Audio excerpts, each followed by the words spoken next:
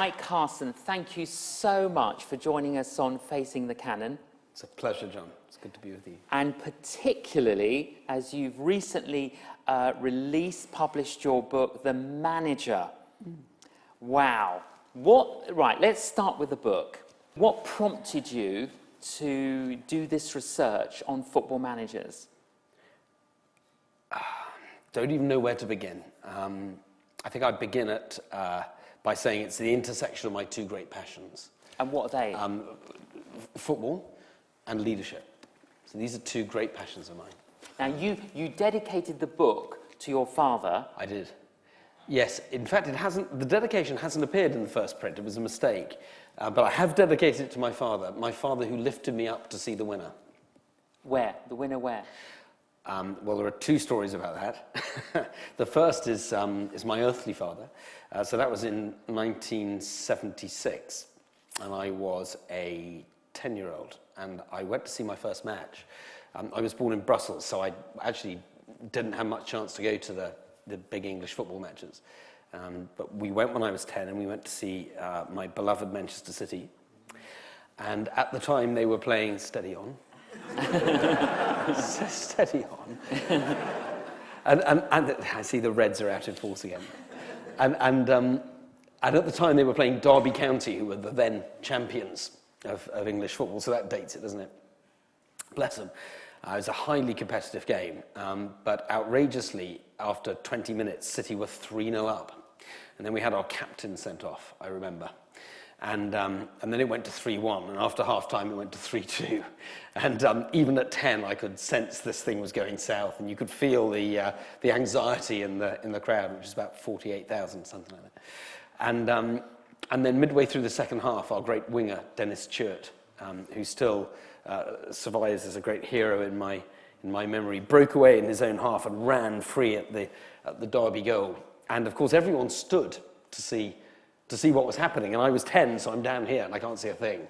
And my father, I remember to this day, leant down and said, "Mitch, he's going to score." And he scooped me up. He put his hands around my waist and scooped me up, quite sacrificially, actually, because he then couldn't see anything. He was holding me in front of his face like this. And I watched Chewett draw the keeper, who tried to foul him, by the way. So nothing changes. Stepped over the keeper and scored the winner. And 48,000 people went absolutely ballistic. And I was completely hooked.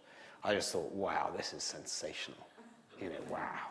City didn't win again for about another 30 years.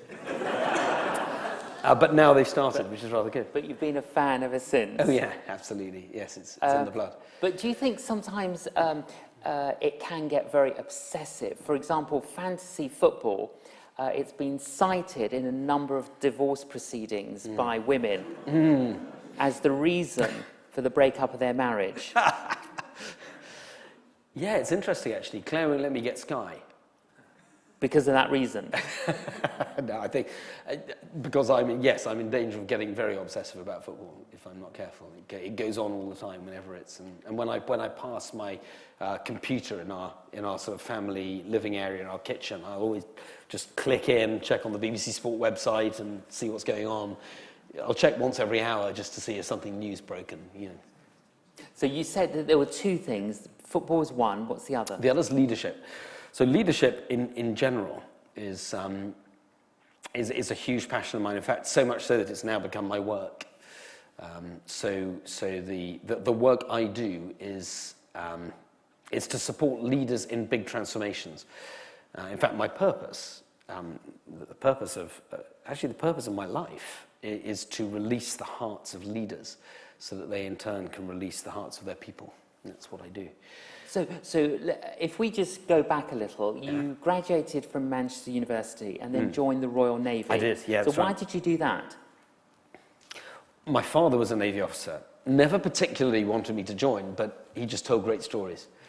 So I figured that was a good place to be. And I was quite an old-fashioned kid, actually. I liked values such as sort of duty and service and things like that, and felt that the Navy would be a terrific place to play, and it was. And how many years did you do that for? Nearly 13. And you were on the Royal Yacht? I was on the Royal Yacht for a year, yes. And what was the experience like on that? Tremendous. It's just, extraordinary. extraordinary in every way, from seeing the Royal Marines beat retreat on the quayside in foreign ports, and not a dry eye in the house, through to actually having dinner with Her Majesty, and then she took my arm and we walked over and watched the sunset out of the port side of the Royal Yacht. It's quite an extraordinary feeling. That's a nice story to tell the grandchildren. It is, isn't it? Yeah. Yeah. So, do you think your own personal leadership development was enriched during those years in the Navy? Oh, unquestionably. In fact, it was set there, really. What happens when you join the Navy as a 21, 22-year-old is suddenly you're dropped straight in. I was dropped straight into to a warship. So at 23, I had my first sort of real job post-training. And I was a watchkeeping officer on the bridge of HMS Campbelltown, which is a brand new frigate of the day, a wonderful, wonderful warship. And I had 22 men in my division who I was leading directly. And they all knew more about the Navy than I did. They all knew more about their jobs than I did. And a bunch of them were older than me too. And suddenly, so what does it mean to be a leader in that context? That's like dropping into deep water. It's terrific. Yeah. But then, so when you left the Navy, had you already decided what you were going to do? No, I hadn't. I left the Navy 12, 13 years later with a place at INSEAD Business School in Fontainebleau, outside Paris. Just knowing that I wanted to go and play in the wider world of business, and particularly of international business, because my international heart or global heart was set when I was young, growing up in Western Europe, what we call the continent here. Sure. Yeah. Yes. And I wanted to play on the bigger stage, I think. That's how I moved on, but I didn't know where I was going to land. Right, and then from there you joined McKinsey's. And from there, yes, that's right. So McKinsey is a terrific, arguably the premier strategy consulting house in the world, and they offered me a place post INSEAD, which was just fantastic. Yes. So on consulting, management consulting, does that mean you get paid a lot of money telling people what they already know? Yeah, that old joke again. Give me your watch and I'll tell you the time. Yes. Yeah, that's just it. No. But I mean, we'll get into the whole management consulting thing, but sometimes it appears that management consultants seem highly paid, and is what they do worth it? Yes, if they're good, yes, it is. So an organisation like McKinsey would, as a benchmark, want to add something like 10-fold value. So they would want to contribute value to the business of something like 10 times their fees. That's as a benchmark. And that's what you were doing for them? Yes, it is. Yeah. And you were advising all types of people, all types of companies? You see, it's not so much advice.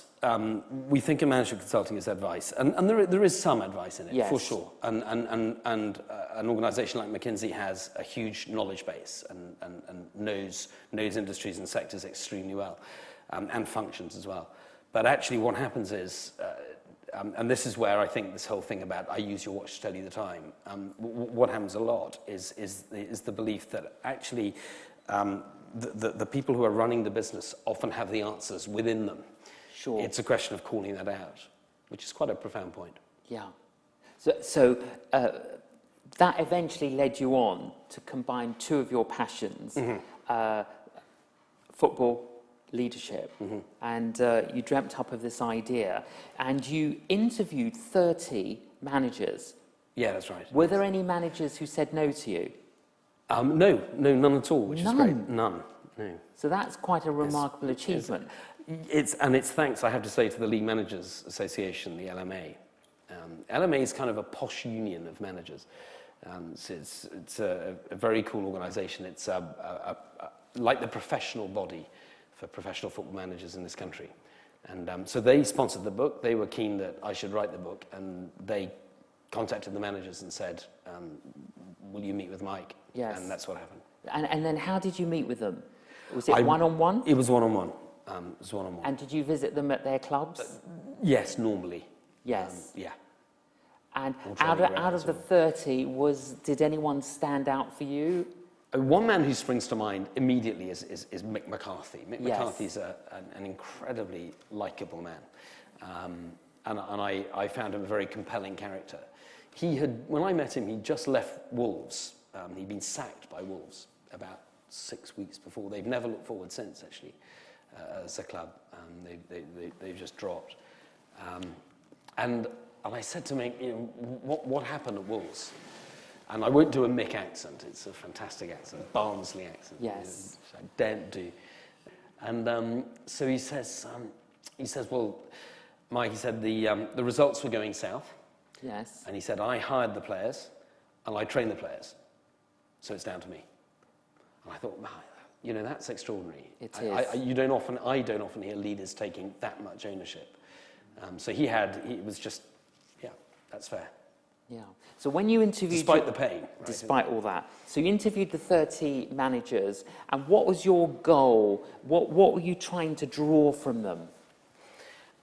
Essentially their philosophy and practice of leadership. You see, I really wanted to give the managers a voice in a way, because the deep voice of the managers is not heard. What we hear on the television with the post-match interviews tends to be, was it a penalty, was it a sending off?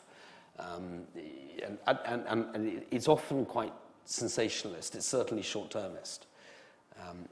Actually, these guys have profound philosophies of leadership in the main, and they are putting into practice something quite extraordinary, and I wanted that to emerge and that to come out. So they're all very capable, gifted people under a lot of stress. Yeah, that's right. Did any of them confess to finding their responsibilities quite stretching and stressful? Yes, they did. They did. And how do they deal with stress? So it's a good question. They have different ways. I mean, it is just worth saying that, just like to talk about two men in that context.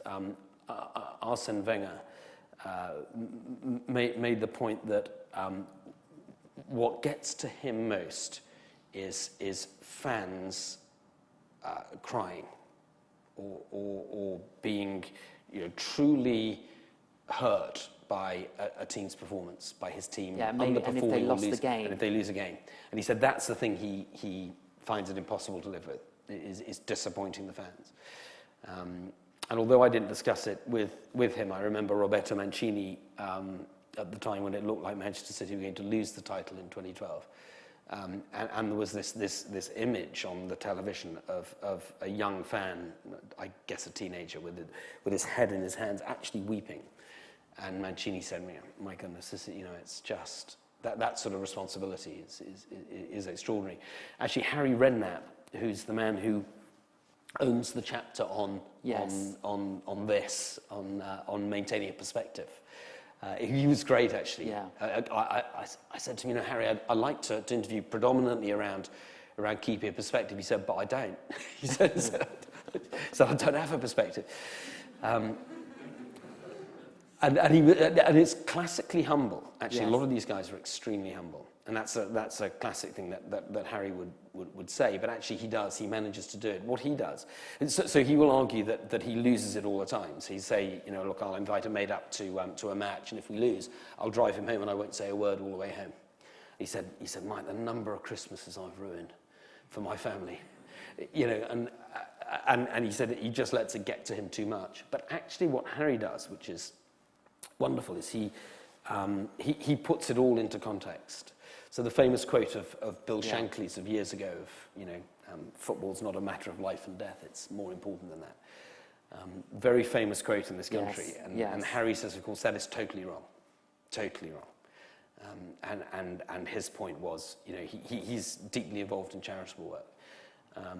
He's actually a sucker, he says, for charities. You've only got to approach Harry and he'll sign up to something. He says he'd go to a hospital and see a young girl with two amputated legs, and he'd say football's just not important. No. And so actually, for him, that's how he maintains his perspective. In your book, Mike, you talk about two important qualities that good leaders need to have, and one is empathy, and one is steel. Can you unpack those two for us? Yes, sure. And I'd like to come back to the perspective as well, John, in a moment, if I Sure. can, because there's another loop to that that will be helpful. But let's go to empathy still. I found that the leading managers all had both. Now, what do you mean by empathy? So, many ways to define it, but the simple way is the ability to put myself in someone else's shoes.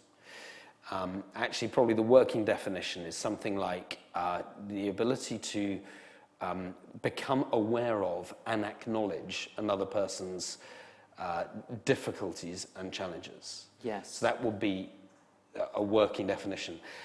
Empathy comes into its own, particularly in one-on-one leadership. So Carlo Ancelotti here is the owner of my chapter on this. We call it the art of one-on-one. Yes. And Ancelotti told a wonderful story. When he was at Milan, he had a player, a striker who was off his game considerably. So it's interesting, isn't it, for managers, because they, the club invests a huge amount of money in these guys, and large transfer fees and large salaries, and then suddenly the player's off his game. And so what's going on? And so Ancelotti took the player to one side and said, he's not working. Yeah. He's not working. It's not working. What's happening? And the player, I won't do the accent because I don't want to identify the player, but Sure. the player would have come back and said something like, boss, it's fine, I'll fix it. And Carlo said, no, what's happening? And he said, no, it's okay, I'll fix it, I'll get better, boss. Carlo said, no, that's not my point. I need to know why you're off your game. It's not that you're off your game, it's why you're off your game. Come with me. So they went for a walk and they sat on a bench. And Ancelotti just probed and probed and probed, and a little while later the player said, well, actually, boss, what it is I'm getting married. And Ancelotti said, congratulations. He said, no, because I don't think she's right. Actually, I'm not in love with this woman. And the country that he came from, it wasn't quite arranged marriage, but it was a sort of profound expectation that he would marry this woman. And so Ancelotti coached him around that. And it came down to saying, look, is this what you want for yourself? And he said, no, it's not what I want for myself. He said, what are you going to do about it? He said, I'm going to call it off. And so he did. So he didn't marry the wrong woman. And his game improved dramatically, and Yeah, but do you think, using that analogy, Mike, it would be true that often we can bring our personal problems to work, any kind of work, and it affects our performance? Absolutely. There's a wonderful principle here. There's an author called Tim Galway. He's quite famous in this space. He was a professional tennis player in the United States. I guess it would be the 50s or 60s, so it was quite a while ago. He was top 20 in the world. He got to a US Junior Open final, and he missed a very simple smash. So he'd be 15, and he missed a very simple smash at a critical moment. Didn't mean much to him at the time, except he was, obviously upset. But he didn't investigate it. But later on, when he became a coach, he realised that actually, when players get these things wrong like that, it's not the wind, it's not the crowd, it's nothing the opponent did. It's something that's going on internally. And you miss the big smash. He missed the big smash because it was the big moment. Whereas 99 times out of 100, he'd put it away. So what's going on? And he calls that interference, and the thing that goes on inside us, he calls interference. And it's the inner voice, it's this tape that plays, the incessant chattering of the mind. And great sports stars have to cope with this a lot. So the great hurdler Sally Gunnell writes about this very, very powerfully. So she, in the 90s, actually I remember, 91, 93, somewhere around then, and she won the World Athletics Championship 400 meters hurdles in Stuttgart. She was the best in the world, and she set a new world record that night. And I remember the commentator, Coleman, saying, this is a young woman for whom all her dreams have come true in one night. And the scoreboard is saying, Sally Gunnell, new world record, and flashing like that in neon. And if you watch her face as all her competitors come and congratulate her, it's complete disbelief. She still doesn't believe it's her that's done it. And she used to suffer from what her coach called the duck on her shoulder, that was saying, you can't do it, you can't do it. And she would line up, she'd line up at the start, and the duck would be saying, you're not as good as these people. Call yourself an athlete, you're not going to win. And she had to close that down mentally to be able to force through and win it. There's a lot of work athletes do with that, and it's but it's a problem for people, actually everyone in this room, right? But for leaders, it gets highly accentuated. So empathy is one, steel is the other. What do you mean by that? What I mean is the ability to make and stand by decisions without fear or favour. So I'm going to make a decision based on principle. So it doesn't matter whether I'm making it based on sheer logical, inductive or deductive reasoning, or whether I'm making it on principles of congruence with human ideals. Whatever principles guide me, but I'm going to make this decision, and I'm going to stick by it, and I'm going to stand for it. And it's not about disappointing friends or favouring someone or doing what I think people will like to hear. I'm going to make the decision because it's the right decision, and I'm going to stand by that, unless incontrovertible evidence proves me wrong, in which case clearly I'll go. If I've still got time, I'll go the way I need to. And that ability to make a steely decision and stand by it is incredibly powerful for leaders in a fast-paced, fast-changing environment, such as football. One example in the book is Mick McCarthy on this, which is just a delightful example. It was right at the end of his playing career. He was at Millwall, and I think he was in a bar with a colleague. So they were both players, John Colquhoun. And the two of them were watching the match because neither of them had been selected. And they were both watching the match, and Millwall were getting soundly beaten. And they were having this conversation because, as we all know, it's very easy to pick a team when you're not the manager. And so they were saying, so what team would you have picked? Who would be your first 11? So Mick's picking his first 11, and in his first 11 is Mick McCarthy and John Colquhoun, you see.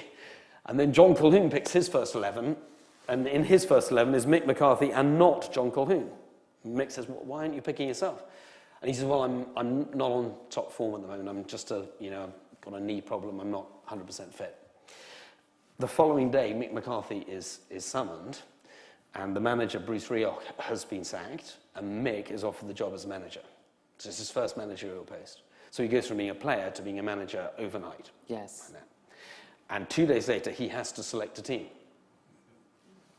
So he selects a team without John Colquhoun. And John Colquhoun says, you haven't picked me. And he says, of course not, you wouldn't have picked yourself. But it's actually a steely decision. Yes. Because the temptation, so, it's my first game ever as manager. I'm going to pick my best friend. Of course I am. Who, by the way, is a great player. But actually Mick makes the steely decision because he knows that what's right for the team and what's right for the club and what's right for the game is I don't pick a man who's not fully fit. Yes. Even though he might like me to. Yeah. So that's an example. So what would you say, having done all this analysis, research, and your own experience in all of this, what are the essential qualities of a good leader? Oh.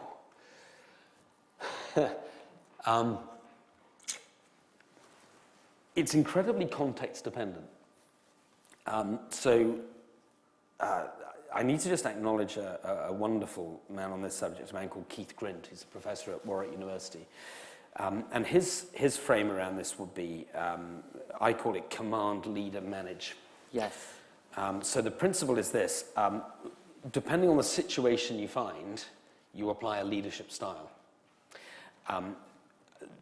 So if you're dealing with a crisis, which is a short-term challenge, then this needs command. So command is all about giving direction and coming with knowledge and imposing the direction that you know is going to be the right one, or you believe is going to be the right one. And a lot of people mistake that for leadership. Actually, it's better called command. And Keith's example of this, which I'll never forget, was he was standing outside Edgware Road Tube Station on the day of the 7/7 bombings. And there's smoke coming out, no one knows what's going on. And suddenly, and I have to watch my language here, there's a man behind him saying, "Get out of the effing way!" And so everyone sort of looks around, and it's a man in day-glow top with a red cross and 2 bags. And so everyone's, of course, delighted to see him. So normally that behaviour would be unacceptable. But in that moment, he is the on-scene commander. He knows what he's doing, and everyone's mighty relieved that there's someone there who knows what's happening. So he goes down the tube and starts to administer first aid. Terrific. That's command. And it works for a short time. Yes. And it works in a crisis. If you're in a crisis, you need the right person in the right place with the right knowledge who can direct. Most of the time we're not in a crisis, and that's a mistake a lot of people make. So a lot of people try to impose and think that a leader needs to have the answers. This is only true in a crisis. So when the missiles coming into the warship, the captain needs to make decisions. And it's about making decisions fast. It's not about asking opinions when you've got 1 minute till impact. So that's command. But for most, 98% of cases, it's not about a crisis. So then the question is it a tame problem or a wicked problem? Yes. And the tame problem is something that we broadly know the destination of. We know the sort of answer we're going to get to. Someone's been there before. I may have been there before. I just chunk it up and we can manage it. It's a process. So an example would be from the medical world, cardiac interventions. So you may think that's a complex problem, but actually it's not anymore. We know how to do stents, right? So we just get the right surgeon, we get the right hospital, we get the right kit, get the right people, and we can chunk it up and process, 8 a day. The other sort of problem is where leadership's needed, and this is what Keith calls a wicked problem. And wicked problems are, we don't know where the answer lies. There may not even be an answer. We don't know the destination. But someone's got to lead the work to get us towards it. So an example from medicine would be obesity. Yes. So obesity seems far less threatening than cardiac. But actually, the problem with obesity is we don't know the answer. It looks different in America from how it looks in Britain. There are different causes. There's psychology involved, there's nutrition involved, there's social stuff involved. And so how do you lead to a solution of that? And the answer is you need a patchwork solution, and you're going to have to seek opinions from people and from the people who work with you. And that sort of leadership that has more of a posture of I'm going to bring in thinking to move us forward. That's actually, it's what a man called Ron Heifetz will call adaptive leadership, the ability to adapt in a situation and move the game forward. That is actually what, in a fast-paced world, most leaders find themselves dealing with most of the time. Does that answer your question? Yeah, very helpful. What's the difference between managing and leading? So managing will be that process thing, right? So with managing, I know where we're going, and I apply a set of process rules that get us there. So I could be the manager of.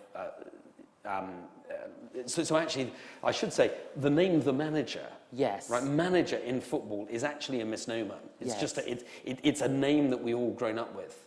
It's not called. They're not called the manager anywhere else in the world. They're called coaches. Right. So managers in football coach as well, but actually what they primarily do is lead. Yes. Interestingly. Yes. So what does manager looks like? Manager looks like getting, for instance, setting up this event tonight would take management. Yes. Because it's been done many times before. You do this every month. And there are lots of and details. And there's lots of details, but it Yes. broadly looks the same every month. Okay, so different person, but Sure. broadly it's the same setting. Yes. You have the television cameras. Yes. You have a crowd of people. It's fantastic. You set up the microphones. And what we have to do is get the right people in the right place at the right time, and it's a process and it's managed. That's management. That's not leadership. Leadership So crisis comes tonight when the fire alarm goes off. That's crisis. Short term, but what do we do about that? So that requires command, right? That requires someone to say, right, everyone out there, and stop the cameras, and then we restart, and someone who knows what they're doing. Leadership is something entirely different. Leadership will be, for instance, emerging this idea in the first place.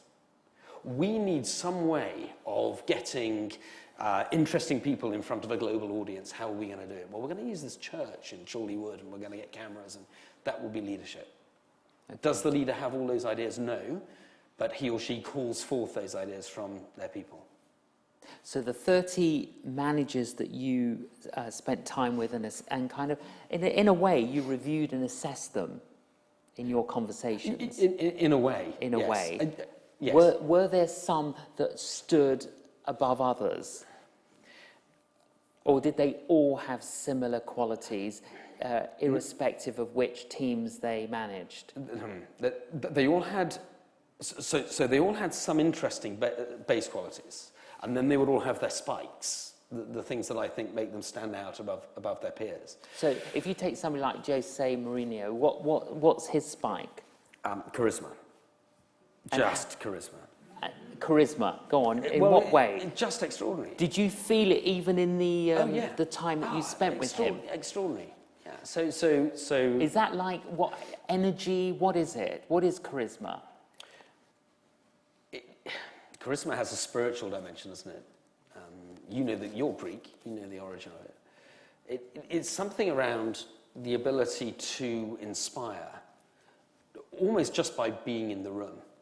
Actually, when we launched this book, Jose Mourinho, we did in a hotel in London, fantastic place, and there was a good group of us, and probably about 100 people, guests in the room tonight who were there, and we were.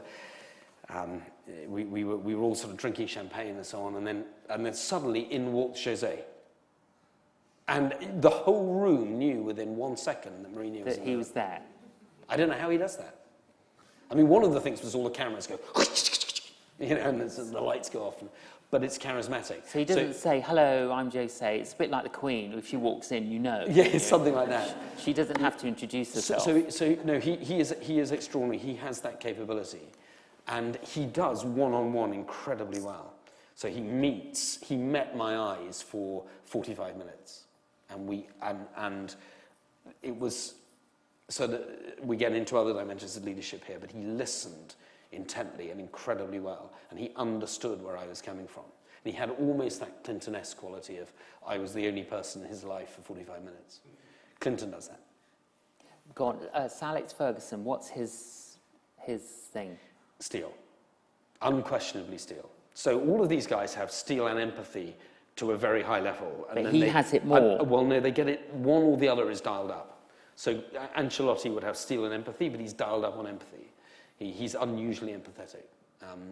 Alex Ferguson, Sir Alex has more empathy than you'd think if you just watch the television. Yes. If I may. But his steel is dialed up to absolute world class. What about Arsene? I think Arsene has both. They all have both. But Arsene's great thing is values. He is very values driven, and so I think his great ability is to create a values based approach to a team. So his teams would value the club above themselves, classically. They would value one another's welfare. They would value the quality of their football. He is very values-based, which is terrific. So, but let's say, for example, they value people, yeah? Why don't the players earn less so the tickets are cheaper? The Arsenal players do earn less. The Arsenal players, than other players in Premiership? Yes. And that is one of the challenges for Arsenal and for Arsene Wenger, is they have, I'll probably get my language wrong here, so forgive me. Yes. I won't call it a wage cap, but they have some principles around what they pay, and players can leave for greater salaries elsewhere. And they have done. And they have done. So one of the things Arsene all the time does is, I mean, Arsenal are a profitable football club. I think they're the only one in the Premier League at the moment. Liverpool have been. Yes. I don't know if they still are, but Arsenal, they turn a profit each year, which is an extraordinary achievement. Very extraordinary.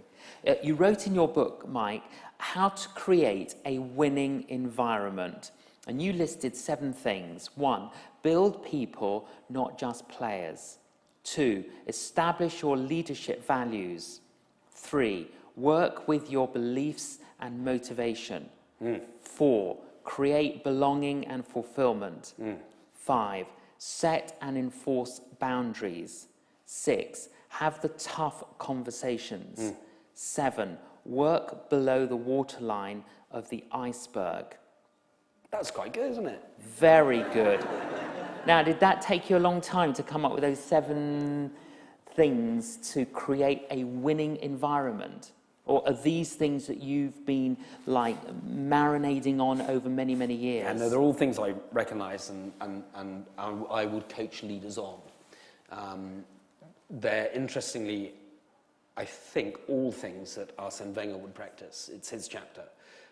Other people contribute to it. He's not the only one who practices these, but he would embody those things. Just to unpack for people, the iceberg principle simply says that that human beings are like icebergs in that you only see a little bit, the bit that's above the surface, and actually the main part's under the waterline, and we don't see it normally. So we see behaviours in people, but we don't necessarily know what's driving those behaviours, which is the thoughts and the feelings people have, and the values they hold, and the beliefs they hold, and the needs and the fears that drive those. So actually, deep down, it's all that stuff that... So what do you do then? If you observe particular behaviours that don't feel enhance the team, how do you respond to that? In other words, if there are weaknesses, how do you somehow strengthen those weaknesses? The key is to get below the iceberg. Is sort of below the waterline in the iceberg. So and how do you do that?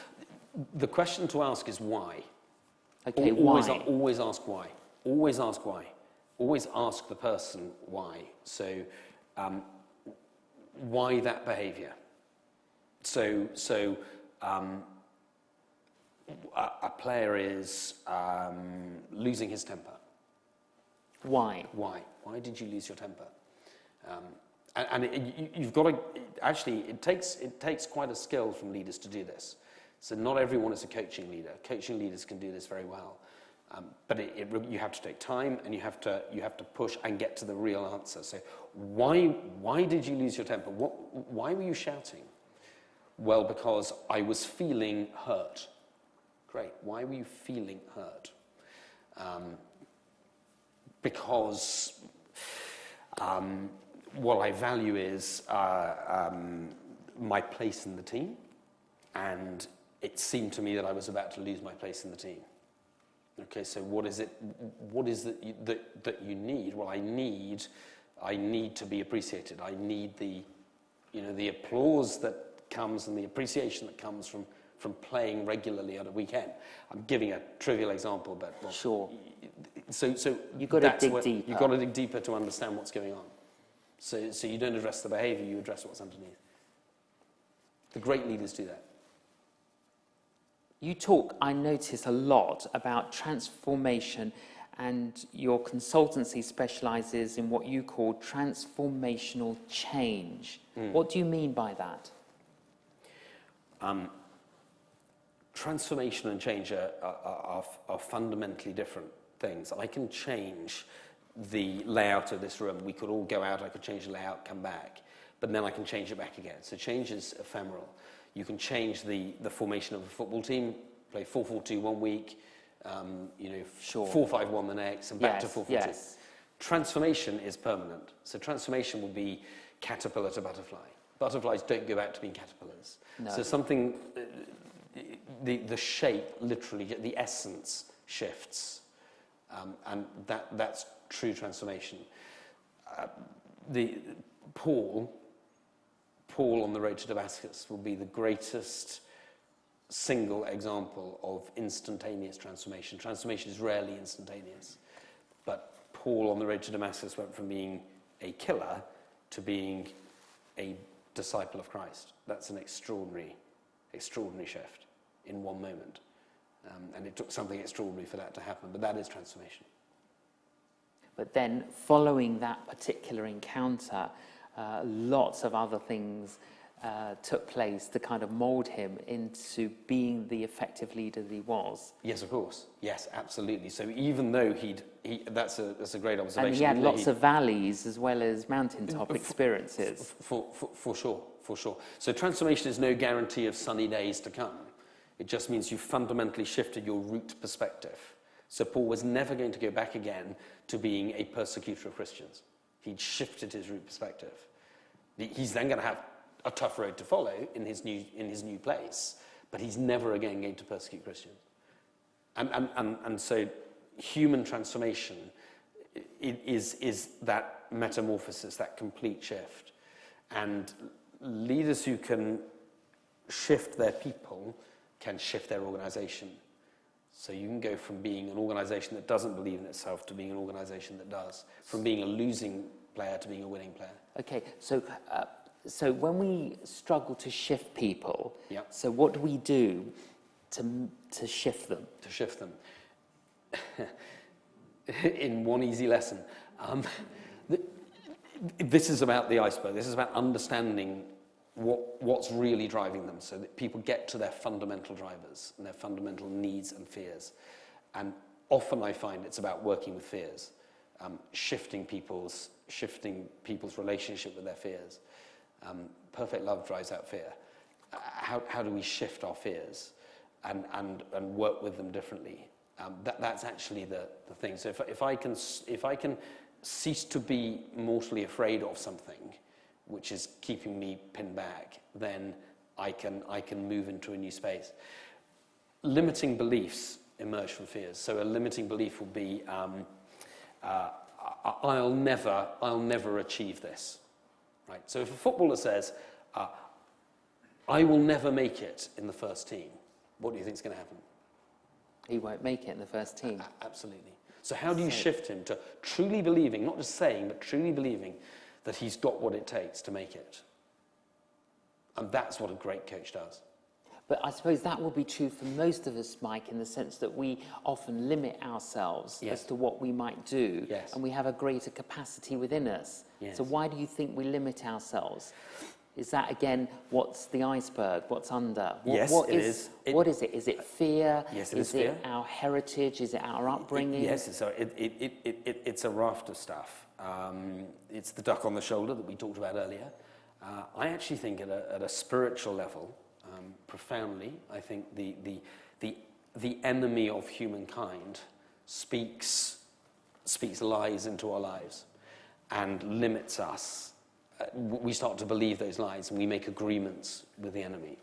And in that way, we don't believe in our true God-given potential. Yeah. That's actually profoundly what's going on for people, in my philosophy. Sure.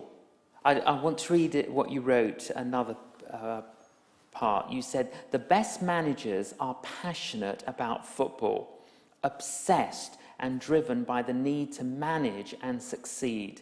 Without exception, they also share a crystal clear sense of where they are going.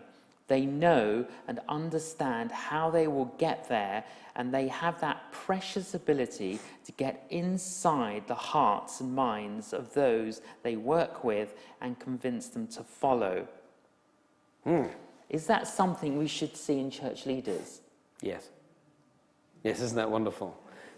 I like Wouldn't that be good? Wouldn't that be those... when I read it, I thought, wow, wouldn't that be great if we saw that in church leadership? Yes. Okay, so the question is, why don't we see that more often in church leadership?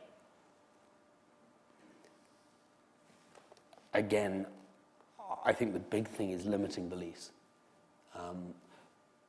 There's something about, I haven't got what it takes to do this. I haven't got what it takes to... So leaders leaders put on a lot of baggage. So there's something about this command piece again, which is a mistake. So it's up to me to lead this, and I have to give the direction, and I have to get them there by but by force of personality. And actually, this is a bad mistake. Actually, what leaders need to do is to inspire, is to articulate a vision and to inspire people to follow it. So this crystal clear image of where I want to go, and people will follow because your vision is so inspirational.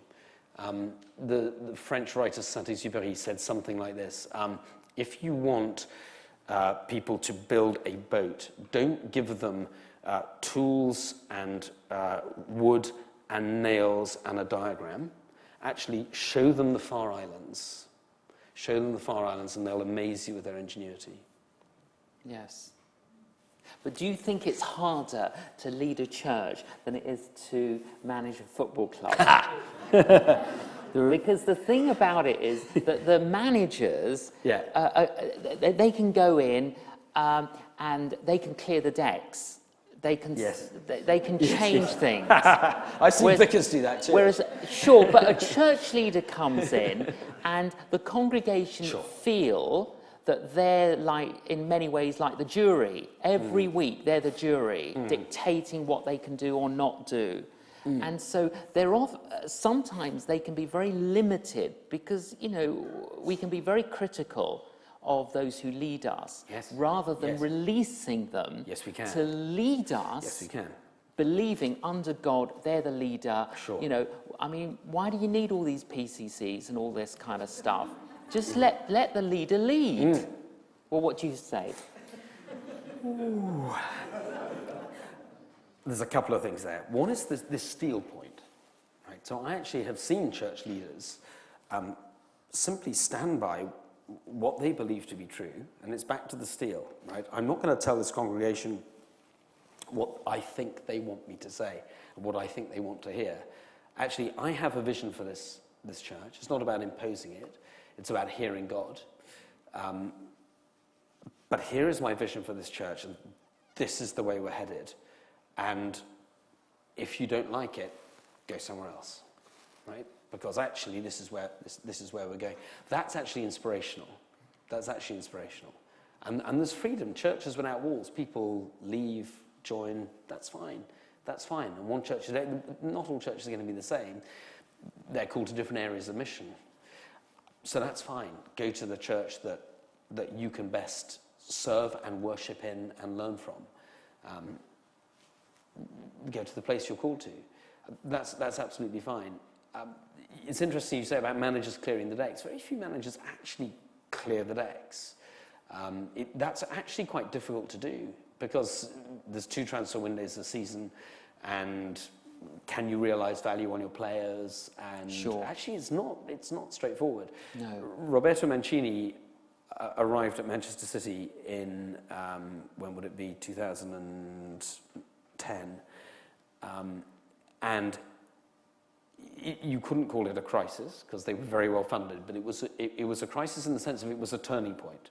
So the team was finishing, you know, in the top half, but was not yet achieving what it should be achieving.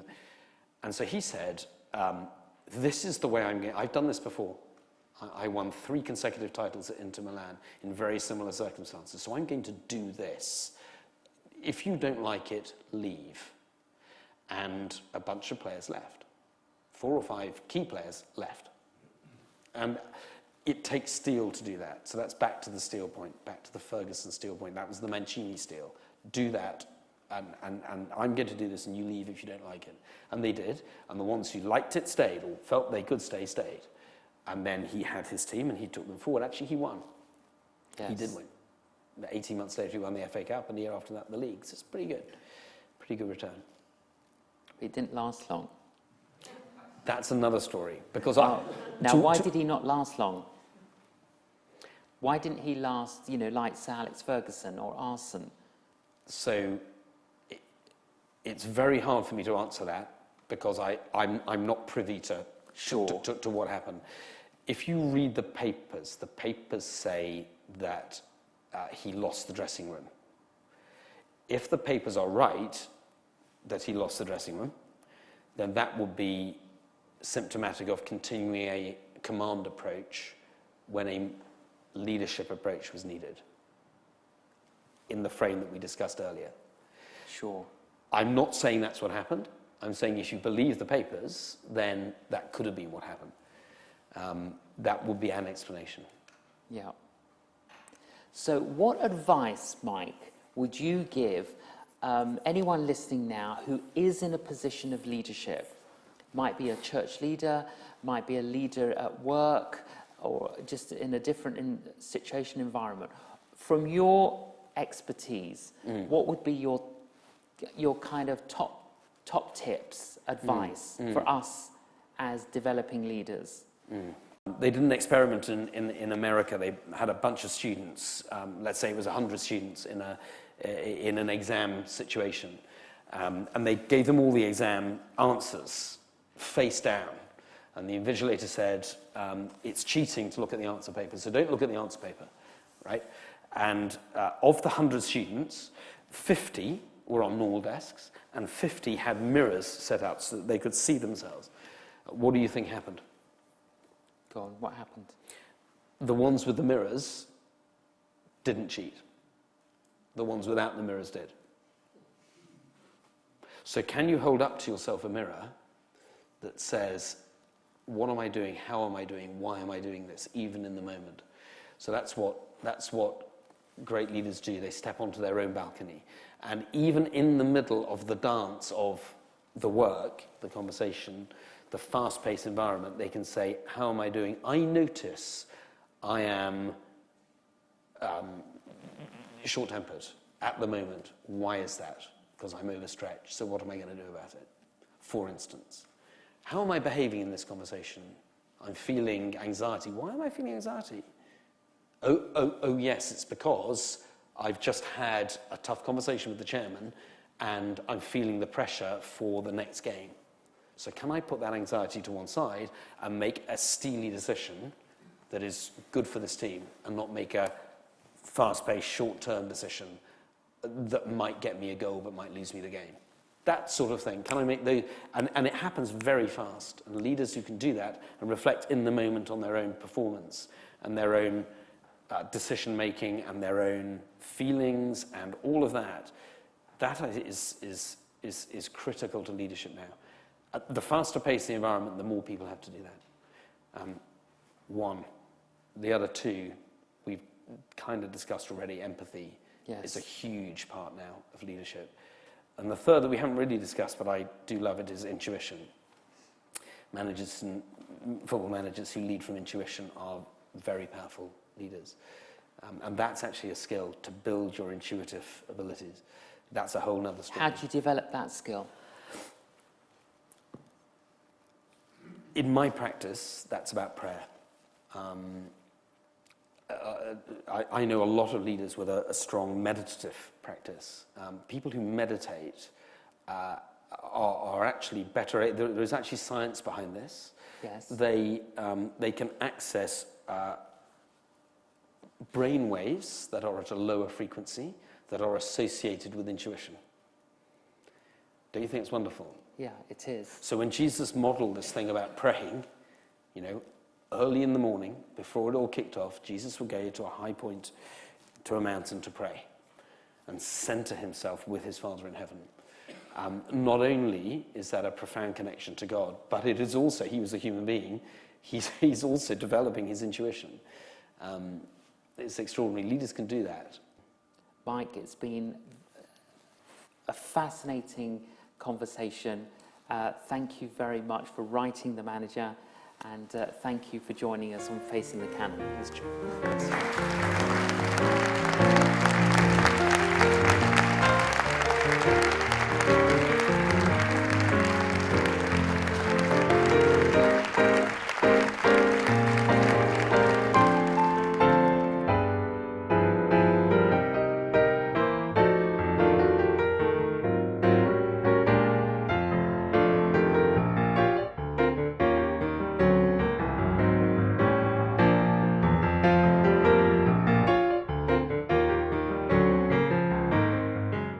Hi, I'm J.John.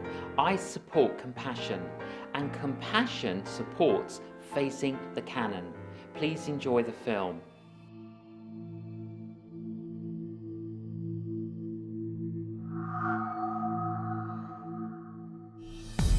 My earliest recollections is finding myself at the age of 5, roaming the streets, eating from dumpsters. We were forced to live with 17 of our other relatives in a very small shanty. If you want to be out of poverty, then you have to deal with drugs. My friends were actually sold into prostitution. Kids dying for preventable causes. And as darkness engulfs the place, the devil takes over.